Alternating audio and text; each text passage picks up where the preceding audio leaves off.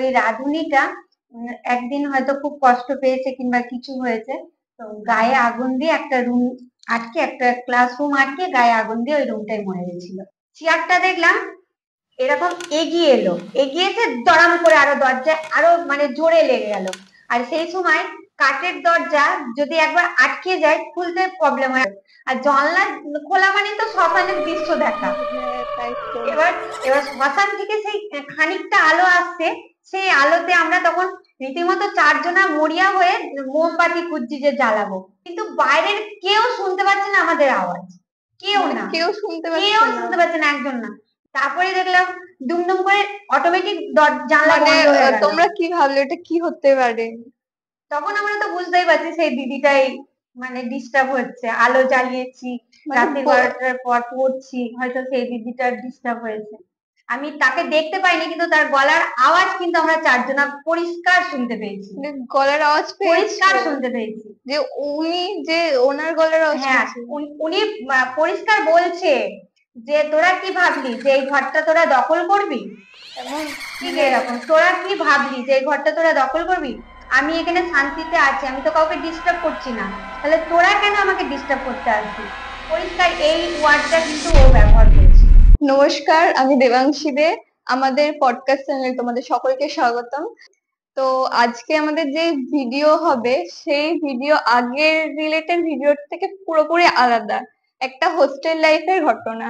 তো দেখুন আপনাদের ঠিক কি মনে হয় জানি না, বা আপনাদের ব্যক্তিগত ব্যাপার যে এই পজিটিভ নেগেটিভ এনার্জিটা বিশ্বাস করবেন কি করবে না, কিন্তু এখন যেহেতু প্রমাণ পাওয়া যায়নি তো কিছু এখানে বলা যাচ্ছে না। তো এখানে একটা হোস্টেল লাইফে ঘটে যাওয়া কিছু ঘটনাই তুলে ধরা হচ্ছে। হোস্টেল লাইফ বলতে একটা আনন্দজনক, তারপর একটা দুঃখের, অনেক রকম স্মৃতি নিয়ে আর কি হোস্টেল লাইফে কাটানো, আর অনেক টাইম ধরে কাটানো। তো এই হোস্টেল লাইফটা ঠিক অমনও, আবার কিছু ভৌতিক কাহিনী, একটু আলাদাও টাইপের কিছু একটা আছে। তো তোমরা পরে জানবে এই ব্যাপারটা। আজকে আমাদের গেস্টের কাছে চলে যাওয়া যাক। আমাদের গেস্ট আজকে খুব স্পেশাল একজন মানুষ, বিশেষ করে আমার তো খুব স্পেশাল একজন, আমার মা আজকে আমাদের গেস্ট। তো সরাসরি আমার মায়ের কাছে চলে যাওয়া যাক।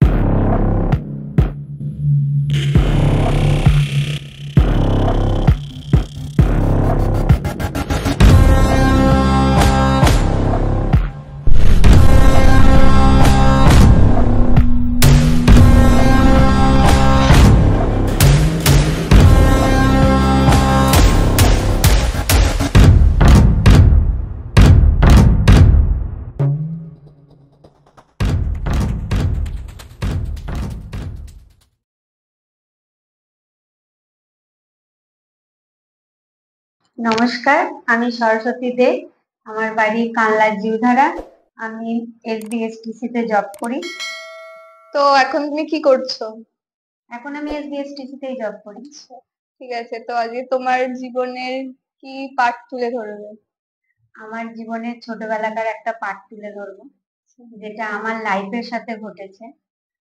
তখন অনেকটা ছোটই ছিলাম, আমার বয়স তখন 13 বছর হলো। আচ্ছা, মানে এত ছোট বয়সে এমন কাহিনী?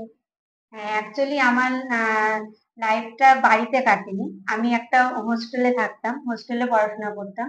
তো 5 যখন পড়ি, মানে আমার বছর যখন 10, তখন আমাকে হোস্টেলে দিয়ে দেওয়া হয়। তো সেই অনুযায়ী আমি 13 বছর বয়সে হোস্টেলেরই কাহিনী এটা একটা। তাহলে সবাই বুঝতেই পারছে একটা হোস্টেল লাইফের কাহিনী হতে চলেছে, মানে আমরা শুনতে চলেছি। তো সরাসরি আমরা কাহিনীতে চলে যাই।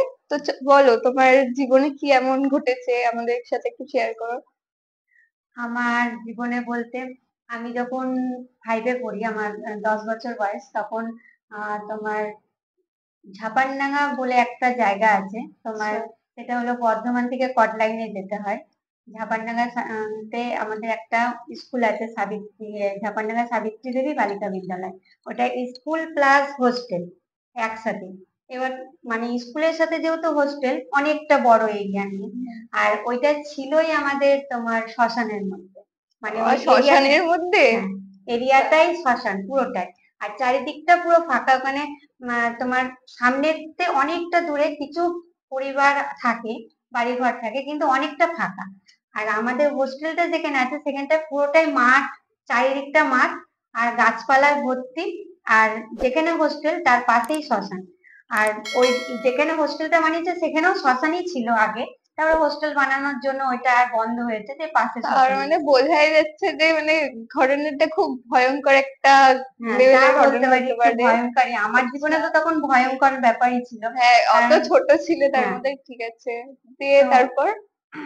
তখন তোমার আমাদের হোস্টেলের যে জানলাগুলো ছিল, জানলা খুললেই মরা কিভাবে পোড়ানো হচ্ছে আহ সবটাই দেখা যেত। মানে আর ওই পুরোটা বোঝা যেত যে পুরোটা কিভাবে শোনা হচ্ছে, কিভাবে পোড়ানো হচ্ছে, মরাকে মাঝে মাঝে মেরে মেরে কেমন করে শোয়ানো হয়, সবটাই দেখা যেত। তুমি দেখেছো? সবটাই আমরা দেখেছি। আমরা নয়, ওই হোস্টেলে যতগুলো মেয়ে আমরা থাকতাম, আমরা 40টা মেয়ে থাকতাম। তো সবার সাথে এই অভিজ্ঞতাটা আছে। আবার তো কি ভয়ানক কাহিনী যে যে লাইফ মানে দেখছো এমন একটা, বুঝতেই পারছি। দিয়ে তারপর? তো ওই তোমার যখনই জানলা খুলতাম তখন অল টাইম মরা পড়তো। শ্মশান মানে অল টাইম, কোনো হ্যাঁ, সে সময় তো ঠিক। ফাঁকা যেত না শ্মশানটা। তো ওখান দিয়ে ধোঁয়া টোয়া সব আমাদের ঘরেই ঢুকতো। এরকম আমাদের পরপর রুম ছিল, ধোঁয়াগুলো ওরকম ঘরে ঢুকতো, তাই ওই দিকের জানলা আমরা সবসময় বন্ধই রাখতাম। তা আমাদের যে নাইট গার্ড আছে, সেই নাইট গার্ড মানে খুব ভালোবাসতো। আমি ওই হোস্টেলের সবচেয়ে জুনিয়র ছিলাম। মানে আমার আমি হলাম ওইখানে সবচেয়ে ছোট। আমার চেয়ে অনেকে বড় আছে, 6 মাসের, কেউ 1 বছরের। মানে আর কেউ হ্যাঁ, তোমার থেকে ছোট নেই, তাই আমার তো? থেকে কেউ ছোট ছিল না, ওই জন্য আমি ওখানে সবচেয়ে আদরের ছিলাম। টিচারদের তো আদরের ছিলাম, আবার তোমার আমার যে ক্লাসমেট আছে কিংবা আমার যে রুমমেট আছে তারাও আমার খুব আদরের ছিল। আমাকে সবাই খুব ভালোবাসতো। তো আমরা যেই ঘরটায় থাকতাম, সেই ঘরটায় এক একটা রুমে আমরা তোমার 6 জন কি 7 জন করে থাকতাম এরকম। তো আমাদের যে নাইট গার্ড ছিল সে একটু বয়স্ক ছিল। আর তোমরা হোস্টেলে একাই থাকতে? হ্যাঁ, একা থাকতাম বলতে নাইট গার্ড ছিল একটা, আর মানে কেউ থাকতো না, আর তাই তো? একটা মানে কোনো, টিচার থাকতো। আচ্ছা, টিচার একটা থাকতো। রাঁধুনি থাকতো, একটা রাঁধুনি, একটা টিচার, একটা নাইট গার্ড থাকতো, গার্ড হিসাবে ওরা। তো আর তারপর এমনি তো 4:30 অব্দি তোমার ওই হোস্টেলটা গমগমা থাকতো, কারণ 10টার পর থেকে স্কুল শুরু হতো। তো 10টার পর থেকে যখন স্কুল শুরু হতো বাইরে থেকে সবাই আসতো, সব মেয়েরা, এটা গার্লস স্কুল ছিল। তো ওখানে তোমার বাইরে থেকে সবাই স্কুলে আসতো। আর স্কুল ছুটি হয়ে গেলে তখন পুরো শুনশান। তখন ওই আমরা যে কটা হোস্টেলে আছি সেই কটা। বুঝলাম। এই হলো ব্যাপার। তো আর গিয়ে মানে তোমার পরিবারের লোক দেখা করতে যেত না? হ্যাঁ, পরিবারের লোক দেখা করতে যেত, কিন্তু সেটা হলো মাসে একবার, কিংবা ওই সানডে ছুটি থাকতো সেই দিন হয়তো যেত। আর আমার মা ছিল মানে ভীষণ কঠোর আর কঠিন আর শক্ত একটা মা। মানে কেমন ধরনের? এখন যতটা তুমি জানো দিদাকে, তখন আচ্ছা, কিন্তু তেমন ছিল না, তখন কিন্তু খুব স্ট্রিক্ট একটা মা হ্যাঁ, ছিল। শুনেছি অনেক এমন কাহিনী। ওই হোস্টেলটা জানে আমার মা যে শ্মশানের মধ্যে আছে, তারপরেও সবার আগে গিয়ে দিয়ে আসতো, সবার আগে। এবার সবার আগে দিয়ে আসতো যখন, তখন হয়তো হার্ডলি আমরা 3 জন থাকতাম ওই অত বড় একটা ফাঁকা হোস্টেলে। আর যখন নিয়ে আসতো তখন ওই 3 জনই থাকতাম, তার আগে সব গার্জেনরা তাদের বাচ্চাদের নিয়ে মানে চলে এমন গেছে। করতো কেন? এমনি আমার মা চাইতো যে আমি বেস্ট দিই। এখন বুঝি সেটা, তখন খুব কষ্ট হতো, রাগ হতো, কান্না পেতো যে এরম কেন আমার সাথে করছে। সবার আগে দিয়ে আসছে, আমি ভয় পাচ্ছি, আবার সবার শেষে। এখন বুঝতে পারি যে যেহেতু আমাদের পাড়াটা তেমন একটা ভালো পাড়া নয়, আর আমাদের ওখানে তখন পড়াশোনাও অত ভালো বাচ্চারা করতো না। পাড়া এবার ভালো না মানে কি, আমাদেরও তো মানে বেরোতে দেয়া হতো না, কারোর সাথে মিশতে দেয়া হতো না। আমরা একটু বুঝি ব্যাপারটা, সেটা কথা না। বদনাম এখানেও করতে হবে। না, যেটা সত্যি সেটাই আর কি। সেটাই হলো ব্যাপার। তো এখন আমি বুঝি, তো ওখানে অত পড়াশোনা হতো না, তো ওই জন্য মা চাইতো যে এখানে এসে খেলা করবে, খেলায় নিতে যাবে, তার চেয়ে হোস্টেলে থাকলে একটু পড়াশোনার মধ্যে থাকবে। ওই জন্য সবার আগে দিয়ে আসতো, সবার শেষে নিয়ে আসতো। এবার আমাদের যে নাইট গার্ড ছিল সে ছোটবেলা থেকেই আমাদের আমাদের একটা আবদার ছিল, যেহেতু আমরা ছোট ছিলাম, দাদু গল্প বলো, তখন তো এত টিভি সিরিয়ালের যুগ ছিল না, আর এত ফোনের যুগ ছিল না। মানে ওখানে সব আত্মীয়তার সম্পর্ক হয়ে গেছে, তাই তো? হ্যাঁ, সব ঘরের মতন একটা, ওইটা আমাদের সেকেন্ড হোম বলতে পারি আমরা। হ্যাঁ, সে তো ওখানে আছো হ্যাঁ, মনটা। তো ওখানে তোমার দাদু আমাদের যখন মন খারাপ হতো, মায়ের জন্য, বাবার জন্য, বাড়ির জন্য মন খারাপ হতো, তখন আমাদের ভোলানোর জন্য দাদু গল্প বলতো। এবার দাদুরও সেই গল্প ছিল ভূতেরই গল্প, তার অভিজ্ঞতার গল্প বলতো। এবার আচ্ছা। একেতে শ্মশানে থাকি, তারপরে দাদুর ওই ভূতের গল্প দিয়ে একটা সময় ওরকম গল্প শুনতে শুনতে, ফাইভে তখন ছোট ছিলাম, ভয় পেতাম। তারপরে সিক্সে উঠলাম, সেভেনে উঠলাম, দিয়ে একটা টাইমে এইটে উঠলে একটু বড় বড় ভাব এসে যায়। তা আমাদেরও তখন বড় একটা বড় ভাব, মানে আমরা বড় মস্তান হয়ে গেছি। মস্তান ভাব আর তখন কি মস্তান উঠে মস্তান গেছে। ভাব, আমরা বড় হয়ে গেছি, এই এগুলো হয় নাকি, এগুলো সব গল্প কথা, এরকম বলতে হয়, গল্প কথা, ছাড়ো এগুলো কোনো ব্যাপার হয় না। ও দাদু তো আমাদের ভয় দেখানোর জন্য বলতো, এরকম আর কি ব্যাপার। যে বিশ্বাস করতাম না যে এরকম কোনো কাহিনী হতে পারে। এবার আমাদের হোস্টেলে একটা রাঁধুনি ছিল, তখন আমি ভর্তি হইনি তার আগে। সেই রাঁধুনিটা আইবুড়ো ছিল। তো তিনি হয়তো ফ্যামিলির সাথে কোনো অশান্তি হয়েছে, কিংবা হয়তো কোনো কাহিনী আছে, সেটা আমরা জানতাম না। ওই রাঁধুনিটা আমাদের একটা স্কুল রুমে, তখন স্কুল রুম খোলা থাকতো, চাবি দেওয়া থাকতো না। তো আমাদের যারা চলে যেত বাচ্চারা, তো ওই চাবির গোছাটা তোমার নাইট গার্ডের কাছে থাকতো, খোলাই থাকতো, সব মেয়েরাও ব্যবহার করতে পারতো রুমগুলো। তো ওই রাঁধুনিটা একদিন হয়তো খুব কষ্ট পেয়েছে কিংবা কিছু হয়েছে, তো গায়ে আগুন দিয়ে একটা রুম আটকে, একটা ক্লাসরুম আটকে গায়ে আগুন দিয়ে ওই রুমটাই মরে গেছিল। দিয়ে ভীষণ সেই নিয়ে একটা ঝামেলা ঝঞ্ঝাট হয়েছিল। দিয়ে শুনেছি সেই মেয়েটা ওই রুমটাতে এখনো, মানে তখনও থাকতো। এখনো আচ্ছা। বলতে পারবো না, এখন হয়তো প্রযুক্তি পাল্টিয়েছে, জানি না কি আছে এখন, কিন্তু তখন ওই মেয়েটা ওখানে থাকতো। সেটা আমাদের প্রায় দিনই নাইট গার্ড বলতো আমাদের দাদু, কিন্তু মানে যে তোমরা বিশ্বাস করতাম না। বিশ্বাস কারণ কি, তখন ওই ক্লাসরুমে তো আমরা যেতাম না, চাবি দেওয়াই থাকতো, কিন্তু বিশ্বাস করতাম না। আমি ভাবতাম হয়তো দাদু ভয় দেখানোর জন্য বলছে, কিংবা সন্ধ্যের পর আমরা যেন বাড়ির বাইরে না বেরোই তাই জন্য বলছে। এবার আমাদের হোস্টেলটায় অনেক গাছগাছরা ছিল, আম গাছ, চাপা ফুল গাছ, পেয়ারা গাছ, কাঁঠাল গাছ, অনেক গাছে ভর্তি ছিল, গাছপালা অনেক ভর্তি ছিল। আর আমরা জানতাম যে ওই চাপা গাছের নিচে, মানে আমাদের যে স্কুল খুলেছেন, তাকে ওখানে, মানে সাবিত্রী দেবীকে ওই চাপা গাছের নিচে নাকি সমাধি দেওয়া হয়েছিল, এটা আমরা মানে শুনেছিলাম। তোমরা কি মানে একটু ভয় পেতে না বা হ্যাঁ, একদমই অবশ্যই ভয় বিশ্বাস পেতাম, করতে না? আচ্ছা, ভয় ভয় অবশ্যই পেতে। পেতাম। মানে দিনের বেলায় আমরা সেফ, আমরা কাউকে ভয় পাই না। আচ্ছা। আর যেমনি সূর্য ডুবলো, রাত হচ্ছে তেমনি আমার ব্রাল ম্যাও ম্যাও শুরু হয়ে গেল, এরকম ব্যাপার। সন্ধ্যের পর ভয় পেতাম, কিন্তু কাউকে বুঝতে দিতাম না আমরা ভয় পাচ্ছি, এরকম একটা ব্যাপার। তো আবার আশেপাশে যেই তোমার ওখানে অনেক আদিবাসী সম্প্রদায় আছে, চারিদিকে আম গাছে ভরা থাকতো। তো বাইরে থেকে ইট মিট ছোড়া হতো, আম টাম ছোড়া হতো, আমের সিজনে আম টাম ছুটতো হোস্টেলে সব। ওই জন্য ভাবতাম হয়তো বাইরের লোকেরা অত্যাচার মানে করছে, কেন ছুটতাম? এমনি ভয় দেখানোর জন্য আমাদের, যে এটা মেয়েদের হোস্টেল সব জানতো।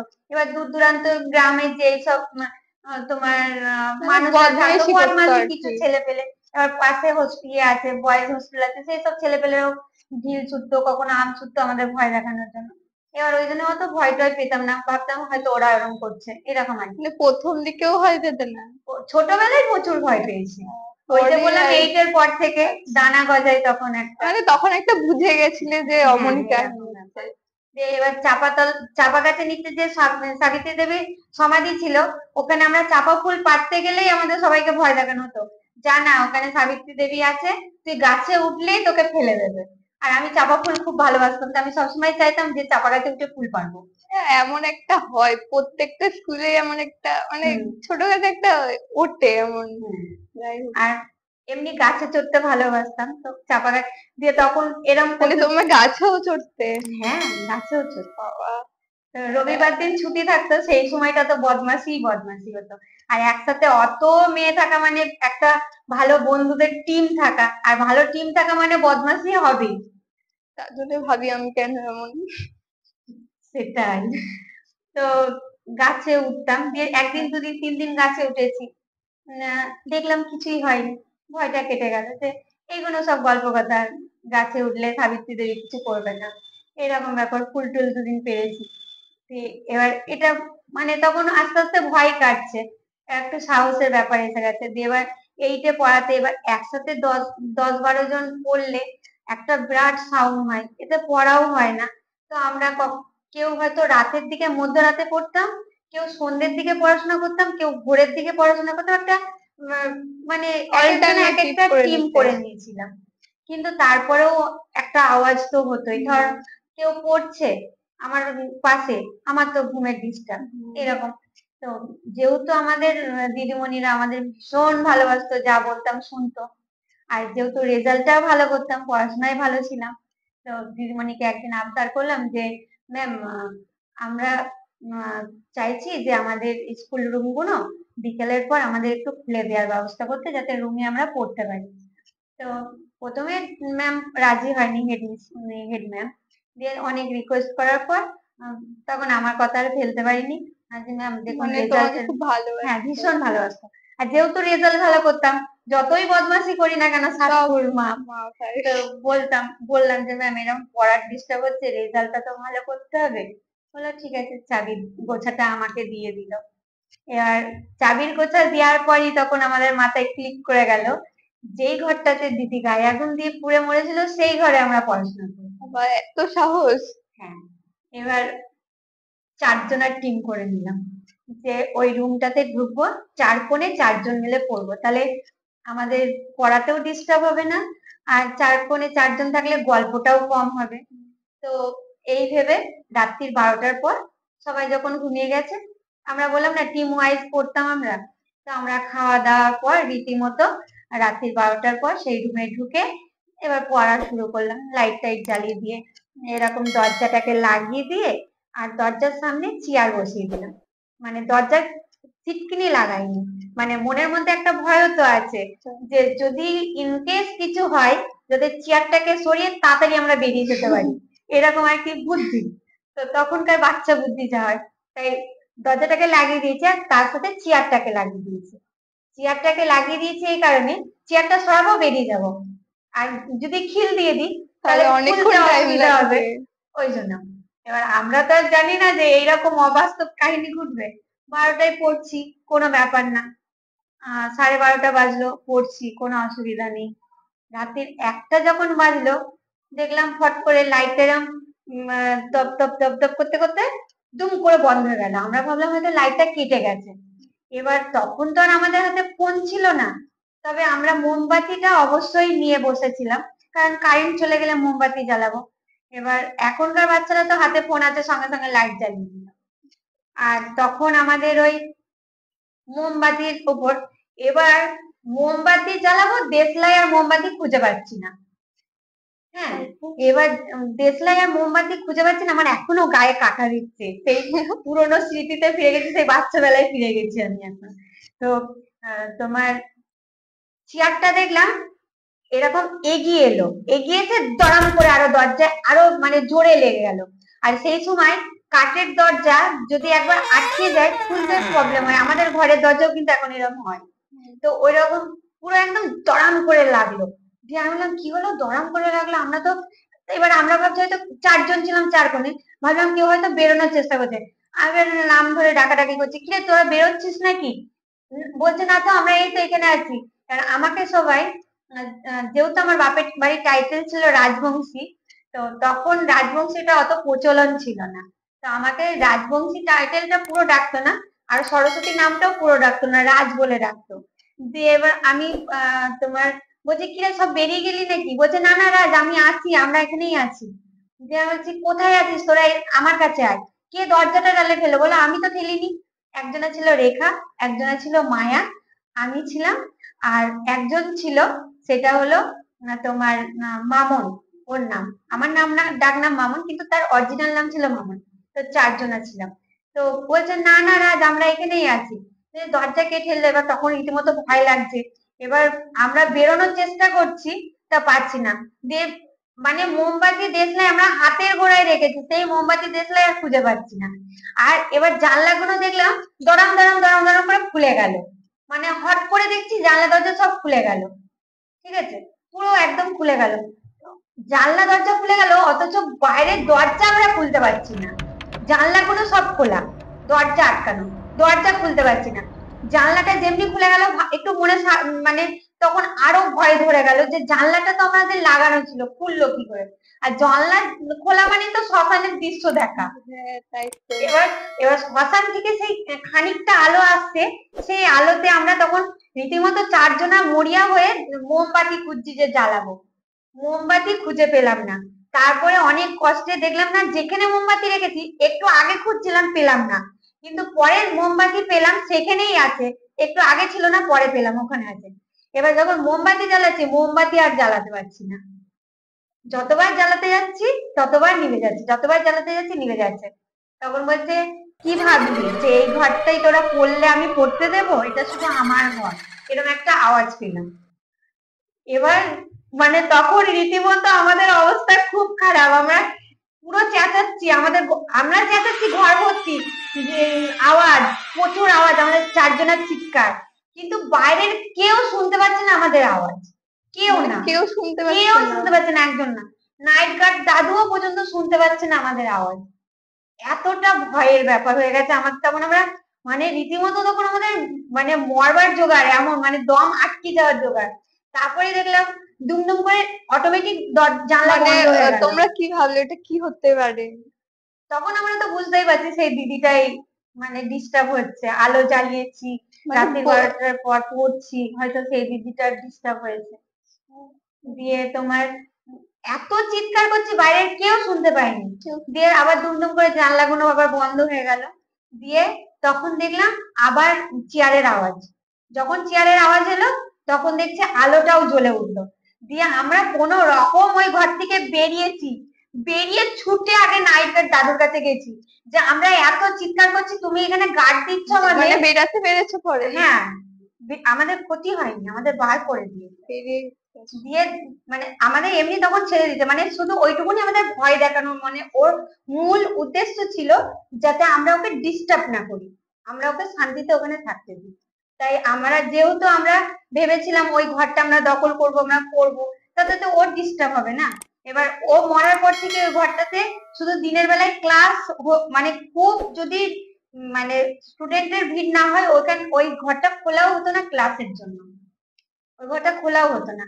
খুব কম ওই ঘরে ক্লাস করানো হতো, খুব কম। মানে ক্লাস টাইমে কোনো অসুবিধা হতো না, না? ক্লাস টাইমে দিনের বেলায় অসুবিধা হতো না, রাত্রির পর ওই ঘরটা ওর পার্সোনাল ঘর। ও তো জানতো, কারণ ও রাঁধুনি ছিল, ও ওই রুলস রেগুলেশনের মধ্যেই ছিল। তাই ও হয়তো দিনের বেলায় অতটা ডিস্টার্ব করতো না, কিন্তু রাত্রির বেলায় ও চাইতো যে ওইটা ওর একার আয়ত্তে থাকুক। আর তারপর থেকে ওই ঘরগুলো খোলাও তো কোনোদিন হয়নি। দিনের বেলায় খুব দরকার না পড়লে ওই ঘরে ক্লাসও করানো হতো না।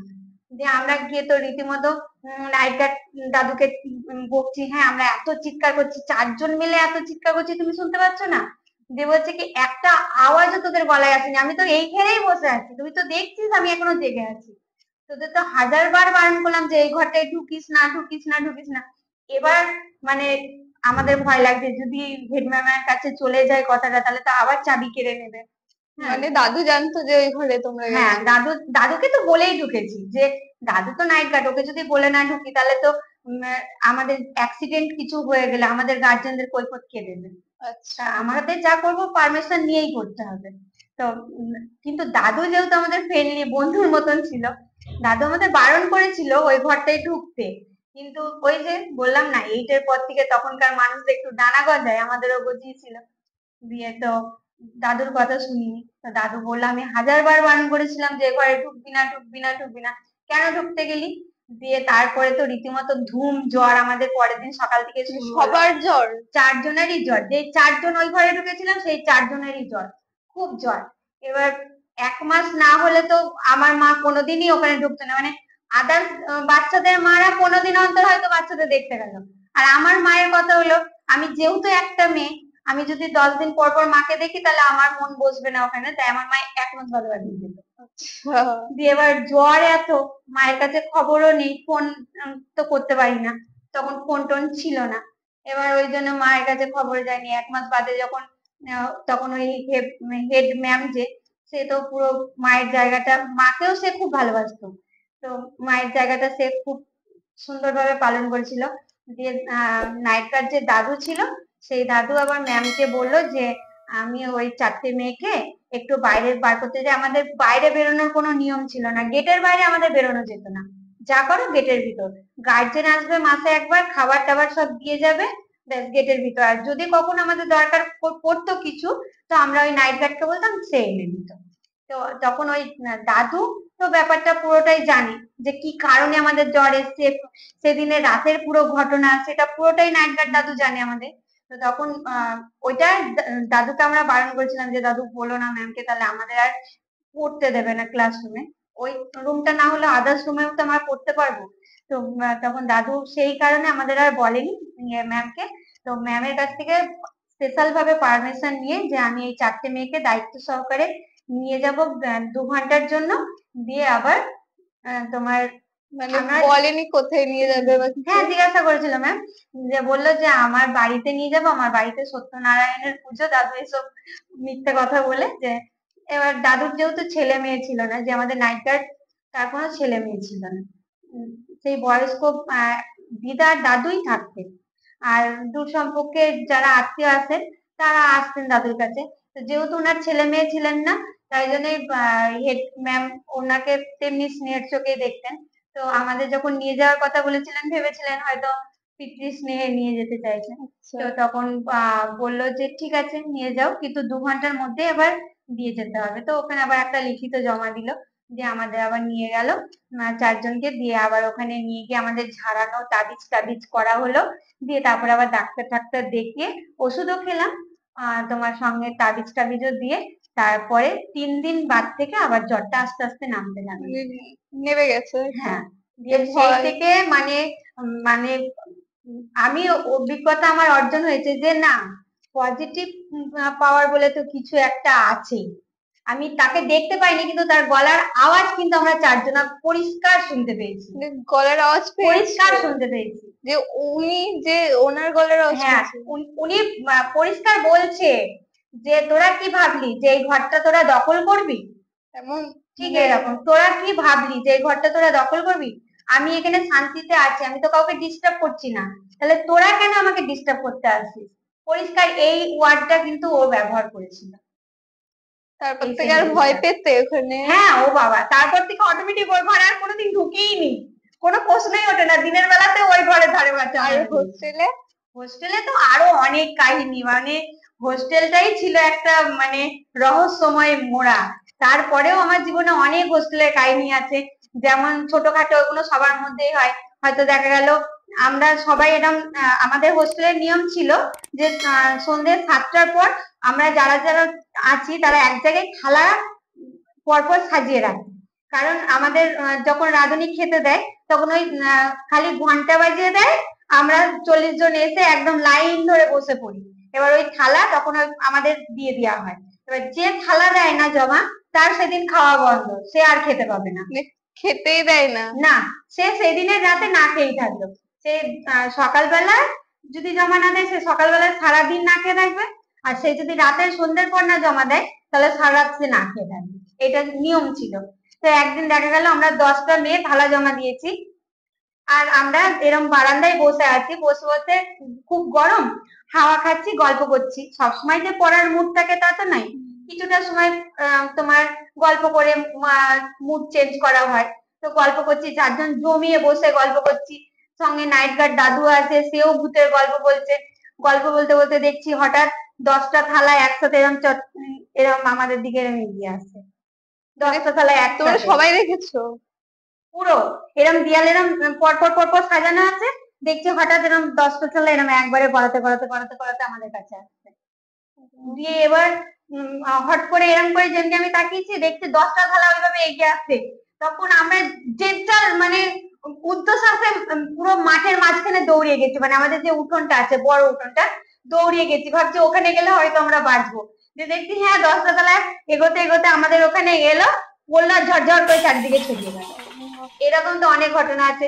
তারপরে আবার দেখা গেল আমরা এই সব কারণে তখন আমরা শুরু করলাম কি, পুজো দিয়া। এবার তোমার কালী পুজো, তখন কালী পুজো শিব পুজো, যে শিব যেহেতু আমাদের মহাদেব, তো আমাদের শ্মশানেই থাকে, এইসব আমাদের তখন ধারণা। লজিক বার করছি। শিব মহাদেব যেহেতু শ্মশানে থাকে, কালী যেহেতু শ্মশানে থাকে, তাহলে কালী শিবের পুজো করলে এইসব আর হবে না। তো আমরা শিব কালী নিয়ে এলাম, এনে আমরা এরকম আমাদের হোস্টেলে পুজো করতে দিত। হ্যাঁ, পুজো টুজো করতে দিত, মানে ওটা পুরোটাই হিন্দু হোস্টেল ছিল।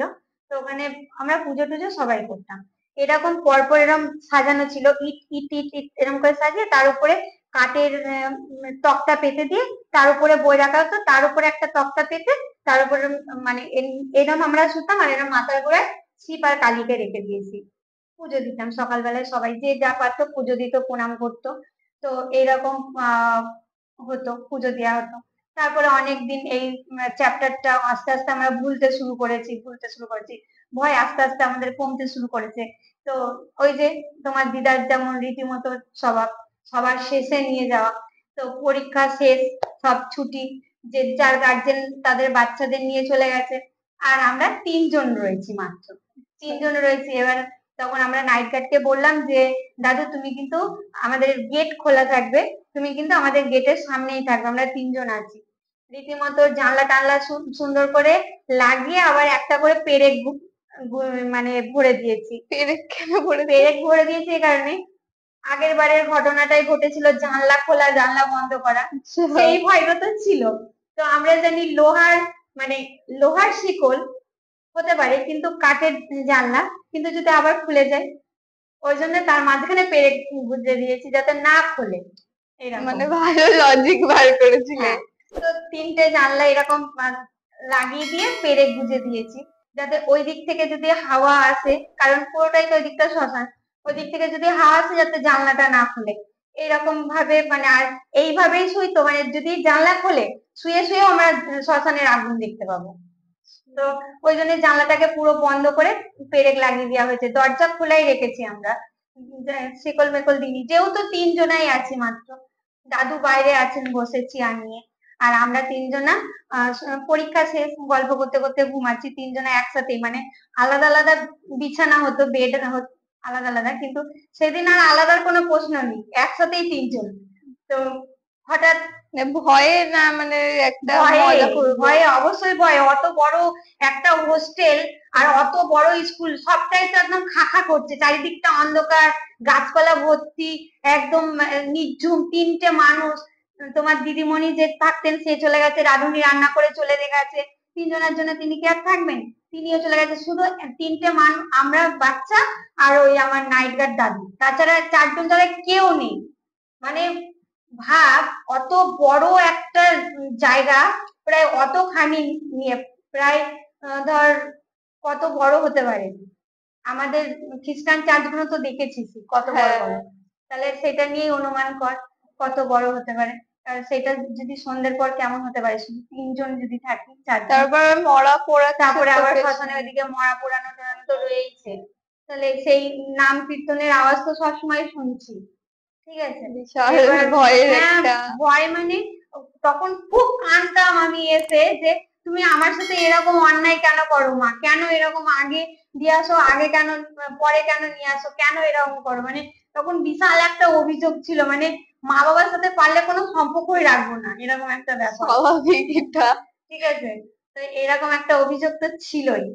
এবার প্রত্যেকটা হোস্টেলে পড়া ছেলে মেয়েদের মধ্যে এই অভিজ্ঞতাটা থাকে, কিংবা তাদের মধ্যে এই মান অভিমান গুলো থাকে, কিন্তু হয়তো আজকের ডেটে দাঁড়িয়ে আমি বলবো যে আমার মা ঠিক ছিল, কিন্তু তখন তো আমাদের একটা বাচ্চা মনে একটা অভিমান ছিল।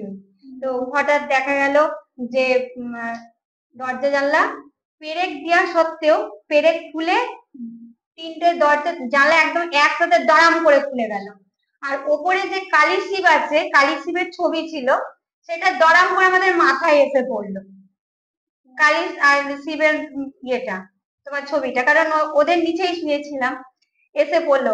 ভয়ে তো আমরা থতর থতর করে কাঁদছি, যে কি হলো, জানলা এবার আমরা বন্ধ করবো কি করে, আবার সেই দরজা খুলতে যাচ্ছি, দরজা খোলে না।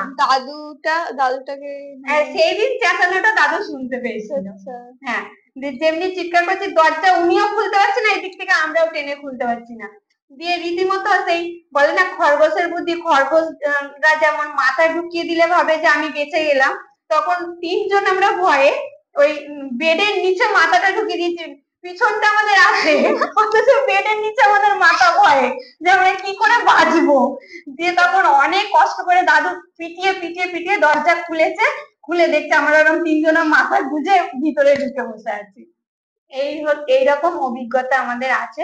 তো আমরা জানি যে এইগুলো আছে। তারপরে তো এখন বর্তমানে রেল লাইনের ধারেই বাড়ি, হ্যাঁ, দিনরাত এই অভিজ্ঞতার সম্মুখীন হচ্ছি। তো এরকম আমরাও বিভিন্ন আর কি অভিজ্ঞতার সম্মুখীন দেখছিও।